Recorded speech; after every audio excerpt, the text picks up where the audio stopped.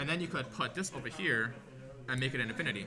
And this way your opponent has nowhere to link to, so your Griffin will be active, you have an infinity for a negate, you have a Plays for a bounce, and you still have impermanence, an overflow, a free card.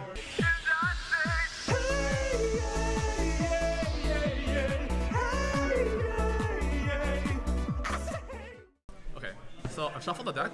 I'm gonna do a few more shuffles in front of the camera so you guys can see that I'm shuffling the deck. And the deck does brick, but generally you have most of the time your hands are playable, and you can even play out of some really bad situations. I had done it before. It's pretty hard, it takes a lot of thinking, but if you are good with the deck and you practice a lot and you have a lot of love for the deck, it does work. So I'm gonna show you opening hand now. So generally you wanna go second. So depending on how you establish your board, there's a lot of options that you have. You can use Emergency for a core, or you can use Foolish Burial to dump a Hearse to get out Cyber Dragon. If they have a monster, sometimes you want to use Foolish Burial even though you have the Hearse to get a Cyber Dragon and a core on board. So, for example, your opening play can be a majority of things. You can go activate Foolish Burial. Send Hearse to Cyber Dragon. Okay. So, because they usually have a monster that summons onto the board, now you activate Cyber Emergency. Okay. Cyber Emergency is a card that basically adds you any Cyber Dragon card.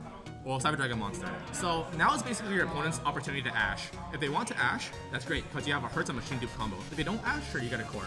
Okay. So your core will activate, and here's where you basically make the choices of your deck. Do you want to play full-on aggressive, or do you want to play a bit more defensive? If you want to play a bit more defensive, you can get cards like Cybernetic Overflow, which is a good back row.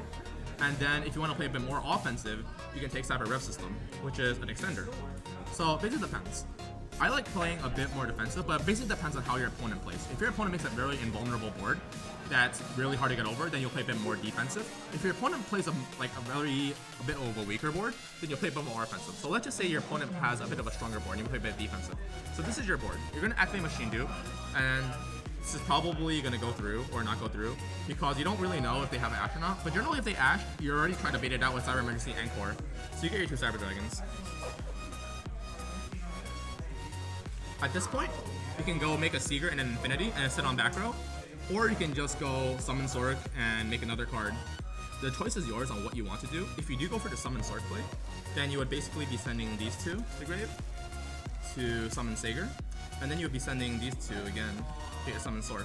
Your Summon Sork will activate its effect to get you a Galaxy Soldier. So this will go into a Nova. Your effect will activate to detach. You put something back a Seeger. So you can put your Seeger over here, or you can put it like way down there, so you have an extra zone over here that doesn't conflict with your sword. And then you can make an Infinity. This is a bit more aggressive. You can take your opponent's monster and still end with a pretty good board because you have 3 backward to sit on. Or if you want to go a bit more offensive, instead of just getting the Overflow, you have got the Repair Plant to get your Galaxy Soldier.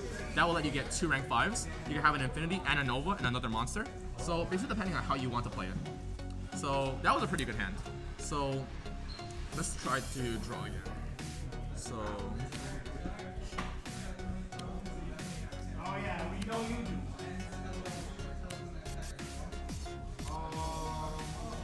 going second, draw a card.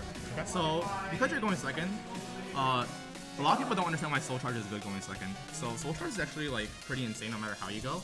Because if you're going second with Soul Charge, you can bait out all the cards. If you go first with Soul Charge, then you make your combo. This board, this hand is just something that you can bait out combos with because you don't really have a lot of like good cards going first. But going second it is pretty good. So you'll go first on your Cyber Dragon, and you go for your core play. Pretty standard stuff happens here. You add a card to your hand. So you have a few choices. Personally, I would add Cyber Repair Plant for how you're going to be playing this hand. So you will Cyber Repair Plant, and this is assuming that your opponent doesn't have any way to stop you. So first of all, you would basically link the Sager. And then because you have a Cyber Dragon in your graveyard, activate your Repair Plant.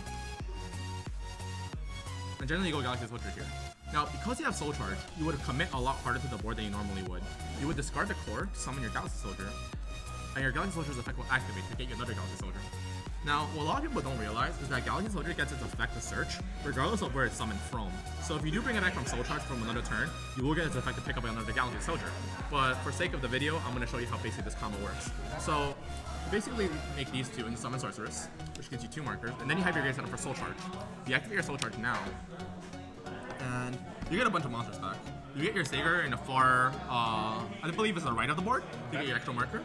You have a level 5 here. level 5 here, or if you want, you can put it over here, depending on what happens.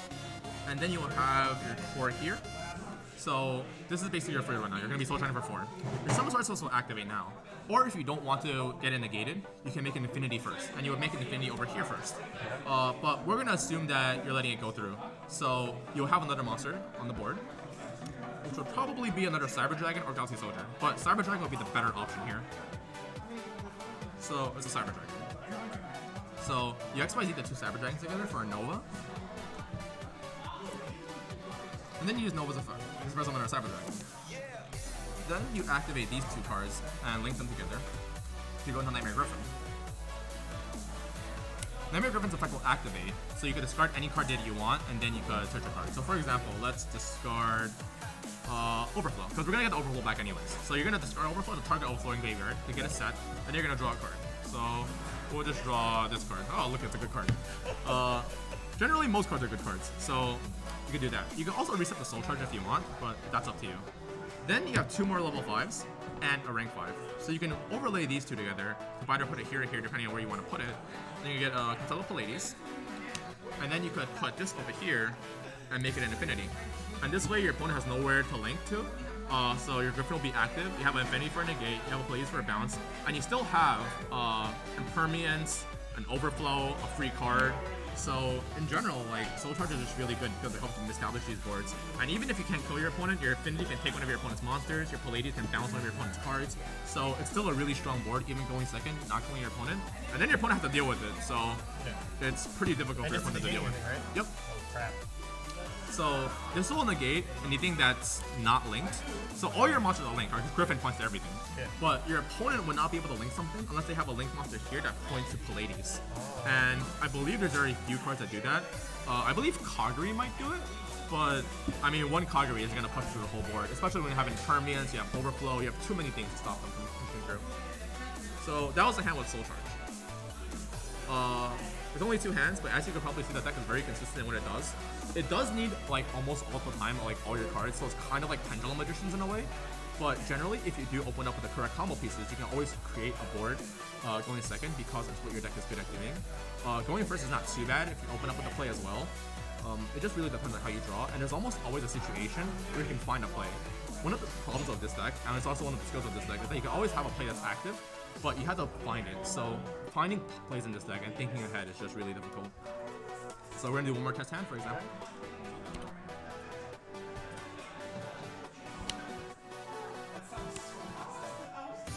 So this is could be a going first hand, but it also could be a going second hand.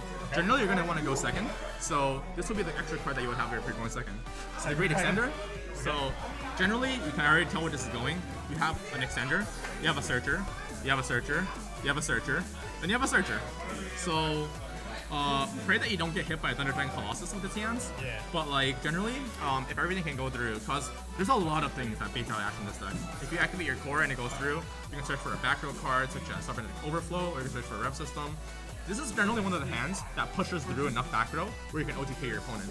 So depending on what you want to do, you can almost always OTK with this hand because you just have such a sheer number of monsters on the board. You can also make the same board that I made last time because you had these monsters. So if you want to make the same board as last time, I'm going to show you the play right now. So let's just say we're going to go for the same board as last time. Okay. So we're going to have Core. Core will add, if you want a defensive card, you go do Overflow, or you want more extensions, you can add Red System. But I'm going to do Overflow. Okay. Your emergency will hit for Hurts. This is your Hurts. And then you can go make your standard play, discard. Effects will activate, getting you another Galaxy Soldier, and getting you a Cyber Dragon. These are your 4 monsters. And then basically you just repeat the same thing as last time.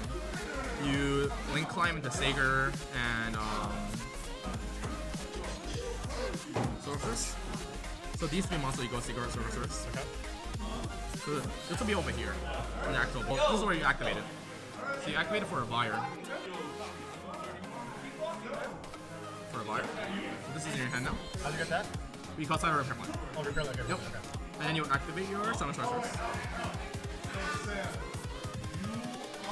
Just Cyber Dragon. You'll get trigger your buyer. You trust the buyer now. Okay. Then we go to Nova. Okay. Nova will activate. Summoning back Seeger. And then basically you go for that board again. You link these two into the Nightmare Griffin. Nightmare Griffin's effect will activate. So you discard a card, set a card. You can probably just discard the Overflow because they already know that you have it to set it. You draw one. What are you gonna do? This doesn't change your play too much because you already went through most of your cards. Yeah. But you basically go into an infinity here. And this way, although this is weak to Mega Fleet, I like this board better because you have your Link monster pointing to your infinity. And that way you wouldn't have a Link marker pointing to your opponent. So all your monsters are negated, you have your Overflow, and you still have a card on board and a card in hand. This is if you want to go for the control play, but generally you saw with this hand how hard it pushes and how many monsters you got on the board, so you can generally OTK with it as well. So that's basically how you want to play the deck. A lot of the time you're trying to think like what your opponent is going to do. Cause everything that you do in Yu-Gi-Oh, every action that you do will have an appropriate reaction from your opponent.